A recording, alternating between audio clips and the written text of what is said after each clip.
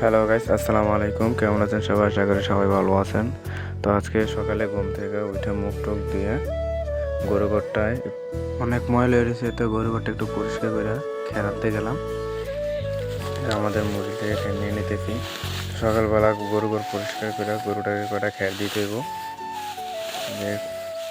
আর আমাদের গরু এটা প্রতিদিন সকালে খের দেওয়া লাগে।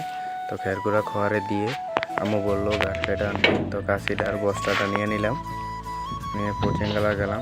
তো দেখতেছি বনে ঘাস আছে, তো ঘাস কাইটা নিলাম। এখন এগুলা বস্তা কুড়াইতেছি। স্কিমে নতুন পানি হয়েছে, তো প্রচুর ঘাস হয়েছে। তো আজকে প্রথম ঘাস কাটতে গেলাম। আর গরুরে দানাদার খাবারের পাশাপাশি ঘাস খাওয়াই দেবো, কারণ দানাদার খাবার যে প্রচুর দাম বাইরে গেছে এখন।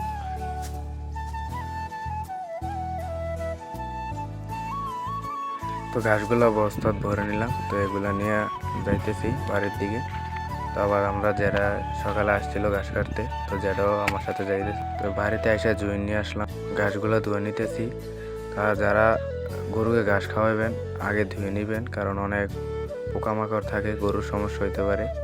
ওষুধ টষুধ দিয়ে রাখে অনেকে, তো ঘাসগুলো সবসময় ধুয়ে খাওয়াবেন। তো আমিও সবসময় গরুকে ঘাস ধুয়ে খাওয়াই, ধুয়ে খাওয়াইলে ভালো। তো সবাই ভালো থাকবেন, সুস্থ থাকবেন। আল্লাহ হাফেজ।